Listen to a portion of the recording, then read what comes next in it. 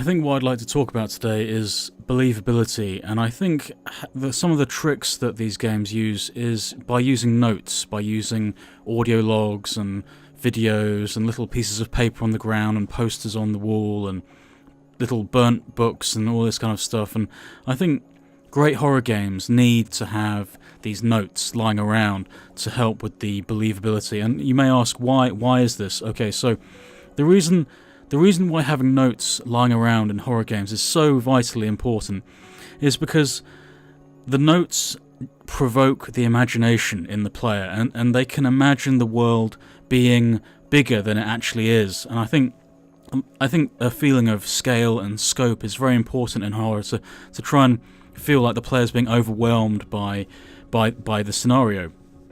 And I think these notes also give great context to the story, and they kind of flesh out the story and allow the player to place themselves within the storyline of the game. Notes in horror games also, if they're done well, they provide an image for the player of past, present and future of the scenario. And so it gives the player a contrasting image of the game world. And now, games which do this particularly well, I'd say that a game which does this the best out of all the horror games I've played is Doom 3. Now, the audio logs in that game are absolutely amazing. They are exhaustive. It's almost like every single scientist on the space station has got an audio log. And I think this really is astounding, actually, and the quality of the voice recording is stellar as well. And you really understand the community of Doom 3. You understand the game's community. So I think the audio logs in Doom 3 are probably the best example of notes in horror games.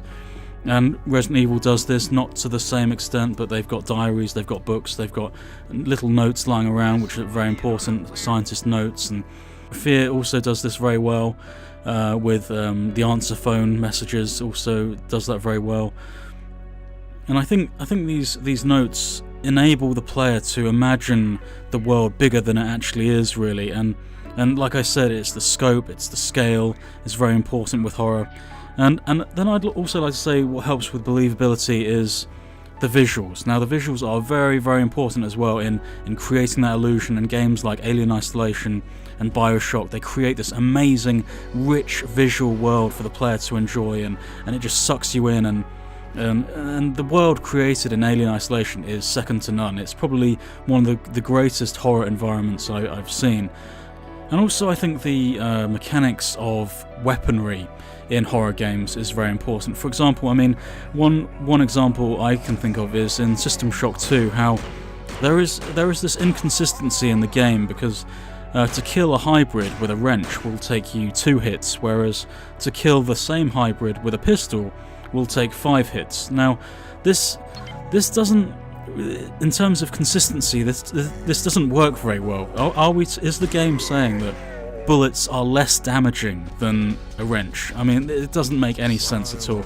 And I think this breaks that illusion of believability. Now, a pistol should do more damage than a wrench. It should be the reverse. It should be 5 hits for a wrench, 2 bullets. That would be fine. I think when I was playing the game Condemned, I think there's a great flaw with this game when Ethan Thomas loses his pistol, and then he goes back to his house, and then he proceeds to do the entire game with just melee weapons. Now, maybe I just watched too many police movies, but wouldn't he have like a backup pistol in his house? No, like I'm just, I don't know how the police force works over there, but I'm just presuming that most police officers in America have got backup pistols. I might be wrong. I might be wrong thinking this, but the idea in Condemned that Ethan Thomas has lost his one pistol and he goes back home and then he thinks it's sensible to just do the entire game with just a pipe and a wrench or whatever. It's just, this is not unfortunately, this undermined the game for me when I was playing it. I think another thing I wanted to mention is to do with the era in which horror games are set. For example, Remake is set in 1998 in modern America, and Amnesia is set in 1839 in a castle, and Doom 3 is set in 2145 on Mars. Now, I wanted to talk about the relative differences between these kind of eras that these games are set in. Now, in terms of believability, I think the next point I wanted to make was of relatability. Now, can I relate to the concerns and the worries of someone from 1839, or possibly the future concerns of someone from 2145 in Doom 3? Am I able to relate to these eras? Am I able to relate to these time zones? And the answer is no. I can't relate to these eras, because I don't know what it's like to live in 1839. There is no one alive today that knows what it felt like to live at that time, and in the same way, there's no way I can understand or appreciate the technology or infrastructure used to go to Mars in 2145 and set up a space station, and these things are beyond my realm of experience, really. So in terms of horror games, I feel like Remake is placed in a time zone, in an era which I can relate to. Unfortunately, although Amnesia and Doom 3 are excellent games, they are not set within the present, so to speak, and I think, although those games do it very, very well, I cannot realistically relate to these game scenarios presented in Amnesia and Doom 3. I think on a very simplistic note, if you compare the environments from Resident Evil Remake against Amnesia, so in Remake you have a mansion, and in Amnesia you have a castle. Now, I know this is going to sound very simplistic, but there aren't many people who have experienced maybe walking around in a castle, or let alone living in a castle, or experiencing the atmosphere of a castle, whereas I think most of us can equate with the idea of being in a mansion or in a very big house, and possibly being lost in this big house. But I'm from England. I've been into castles. I've seen castles. I know what they're like, but I'm sure there's a lot of people out there who haven't been inside a castle and therefore would not understand what it's like to be inside one. So on a very simplistic note, that makes Remake, the environment of Remake, more believable and more relatable than the castle of Amnesia.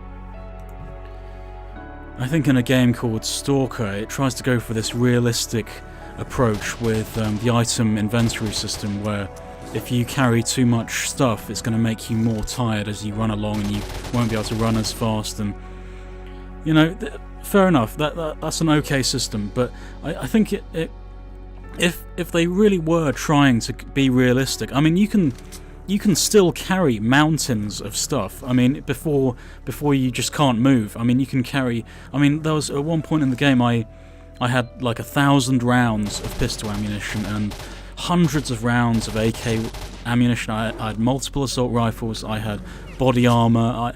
I think if a game is trying to be realistic, being able to carry a mountain of weaponry, that's not realistic. It just, I feel like they tried to be believable in this game, and it just didn't work. I mean, you wouldn't be able to carry that much stuff on you, and I think it kind of backfires with that game. When I look at the world of Left 4 Dead or Left 4 Dead 2, when I look at the scenario they portray in that game, for me it looks like they've taken lots and lots and lots of photographs of America and streets and buildings, and they've copied those photographs and put them into the game. And I think this works extremely well, and it makes the world of Left 4 Dead very convincing, very real, very, very believable, because I feel it does look like they've referenced actual real places almost in the game. And also another game, Metro 2033, the sense of community in that game, the so many characters having so many conversations. You could just sit there for half an hour just listening to people's conversations, and the thought that humanity is still fighting each other despite there being a much bigger threat on the surface, and you understand the concerns of the people in the underground. You understand what they're worried about and what their needs are. And I think Metro 2033 just captures this feeling so perfectly, and it makes this utterly believable world, and it's just a joy to play. And also, I think the scenario of the game has to be believable. For example, with Resident Evil Remake, you have, if I just outline the story, so you have a science experiment that goes wrong, and specimens are released, and a team is sent to sort out the situation. This is a perfectly believable scenario. So, say there's a lab out there somewhere, they're doing experiments on large animals, maybe gorillas or something. Something goes wrong, and they escape, and then the virus escapes, and then people are sent in to sort out the situation. This is believable. Up until that point, this is a perfectly believable scenario. Yes, minus the zombies, minus the tarantulas, and the hunters and the tyrant. Yeah, take away all of that, and you're left with the core story of Resident Evil Remake, which is a science experiment gone wrong, and this is perfectly believable. And so what I'm saying is that the story, the scenario, the behavior of characters, they all of these things, all the notes, they have to kind of cohesively bond to each other to make this very, very believable scenario.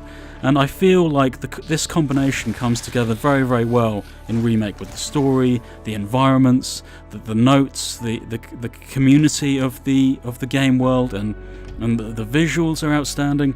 And yeah, so I think believability in terms of horror is probably one of the most important aspects of any horror game.